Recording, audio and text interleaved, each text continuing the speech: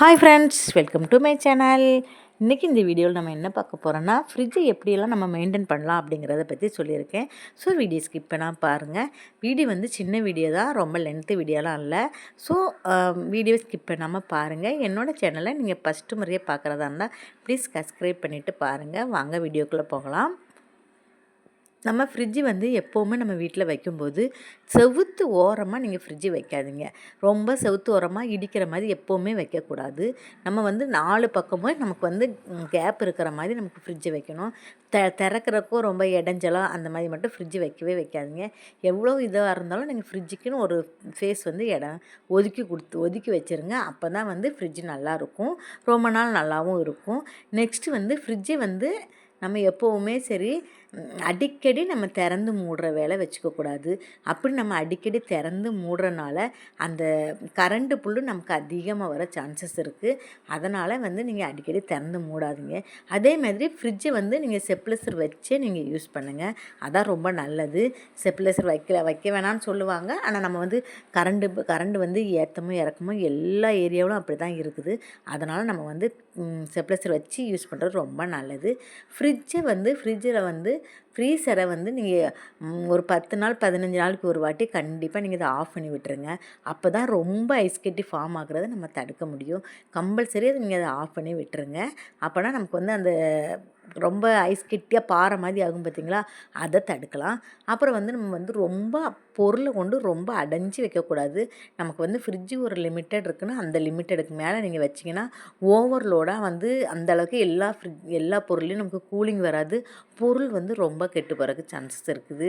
So அதனால் வந்து நமக்கு வந்து தகுந்த மாதிரி நம்ம வைங்க. ஃப்ரிட்ஜில் வந்து நமக்கு இவ்வளோ தான் ஸ்டோரேஜ் அப்படிங்கிறவனா அது மாதிரி வைங்க.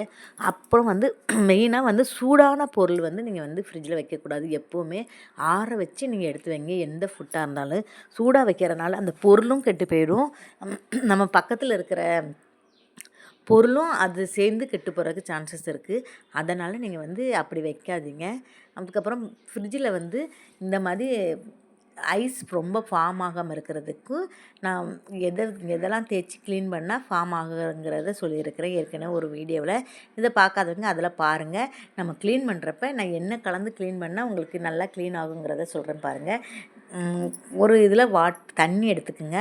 அதில் கொஞ்சமாக சால்ட் உப்பு போட்டுக்குங்க. சால்ட் உப்பு போட்டுட்டு அதுக்கப்புறமா கொஞ்சமாக வினிகர் சேர்த்துக்குங்க.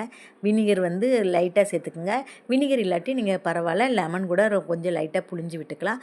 அதுக்கப்புறம் சோடா உப்பு ஆப்பத்துக்கு போடுவோம்ல, அந்த சோடா உப்பு கொஞ்சம் சேர்த்துக்குங்க. அதுக்கப்புறம் வந்து நீங்கள் எப்போவுமே துணி பவுட்ரு போடாதீங்க. நம்ம வந்து துணி துவைக்கிற லிக்விடும் போடாதீங்க. நம்ம பாத்திரம் கழுவோம் பார்த்திங்களா, அந்த லிக்விட் இருந்தால் அதை லைட்டாக சேர்த்துக்குங்க. ரொம்ப சேர்த்த வேண்டாம், லைட்டாக மட்டும் நீங்கள் சேர்த்திங்கன்னா போதும். சேர்த்துட்டு நீங்கள் நல்லா தொடச்சி க்ளீன் பண்ணி எடுத்திங்கன்னா அந்த ஃப்ரிட்ஜில் வந்து அந்த சோப்பு வாசமும் வராது, நல்லா அந்த பேட் ஸ்மெல் வராமல் நல்லா வாசமாகவும் இருக்கும். இதை வச்சு நீங்கள் துடைக்கிறதுனால இந்த ஐஸ் ட்ரே இருக்குது பார்த்திங்களா, அதில் நீங்கள் துடைச்சிங்கன்னா சூப்பராக ஐஸ் ஃபார்ம் ஆகாமல் இருக்கும். நெக்ஸ்ட்டு வந்து நம்ம க்ளீன் பண்ணுறப்ப ஃப்ரிட்ஜை கம்பல்சரி அந்த சுவிட்சை ஆஃப் பண்ணிவிட்டு அதுக்கப்புறம் அந்த ப்ளக் பாயிண்ட்டை பிடுங்கி விட்டுட்டு க்ளீன் பண்ணிங்க. அது ரொம்ப எமர்ஜென்சி, பார்த்து இது பண்ணுங்கள். அதுக்கப்புறம் வந்து ஃப்ரிட்ஜில் எப்போவுமே சரி நீங்கள் மாதத்துக்கு ஒரு திருப்பு நீங்கள் ஆஃப் பண்ணி போட்டு க்ளீன் பண்ணிடுங்க. நம்ம வந்து ஒரு மாதத்துக்கு வாட்டி நீங்கள் கனெக்ட் பண்ணிக்கலாம். கொஞ்சம் அப்போ வந்து காயெல்லாம் கம்மியாக இருக்கிறப்ப நீங்கள் க்ளீன் பண்ணிடுங்க. காய் அதிகமாக இருக்கும்போது நம்ம ஆஃப் பண்ணி போட்டுட்டு க்ளீன் பண்ண முடியாது. நீங்கள் அதை நீங்கள் மெயின்டைன் பண்ணிக்கோங்க. அப்புறம் வந்து ஃப்ரிட்ஜில் வந்து எப்படியும் கம்பல்சரி நீங்கள் ஸ்டாண்டு வச்சே யூஸ் பண்ணுங்கள். அப்போ தான் நம்ம எதாவது தண்ணி கிண்ணி கொட்டிருச்சு தொடச்சி எடுக்கிறதுக்கும் நமக்கு ஈஸியாக இருக்கும். வீடு துடைக்கிறப்போ நமக்கு ரொம்ப ஈஸியாக இருக்கும். தண்ணி கிண்ணி எதுவும் படாமவும் இருக்கும். அதனால் கம்பல்சரி நீங்கள் ஸ்டாண்டு வைங்க. ஸோ இன்றைக்கி சொன்னதை டிப்ஸ் எல்லாம் உங்களுக்கு பிடிச்சிருக்கும்னு நினைக்கிறேன். எனக்கு தெரிஞ்சதெல்லாம் உங்களுக்கு சொல்லிடுங்க. இந்த மாதிரி நீங்கள் மெயின்டைன் பண்ணுங்கள். ஃப்ரிட்ஜ் எப்போவுமே நல்லாயிருக்கும். வாரத்துக்கு ஒரு தடவை லைட்டாக நீங்கள் தொடச்சி விட்டுருங்க. வெளியே மட்டும் நல்லா லைட்டாக தொடச்சி விட்டிங்கன்னா பார்க்கறதுக்கு பளபளன்னு எப்போவுமே இருக்கும். நீங்கள் ஃப்ரிட்ஜை மெயின்டைன் பண்ணினா ஃப்ரிட்ஜு எப்போவுமே புதுசு போல் பளபளன்னு எப்போவுமே இருக்கும். இந்த மாதிரி நீங்கள் ட்ரை பண்ணுங்க. என்னோடய வீடியோ பிடிச்சிருந்தா ஒரு லைக் பண்ணுங்கள், கமெண்ட் பண்ணுங்கள். தேங்க்ஸ் ஃபார் வாட்சிங். இவ்வளோ நேரம் என்னோடய வீடியோ பொறுமையை பார்த்ததுக்கு மிகவும் நன்றி.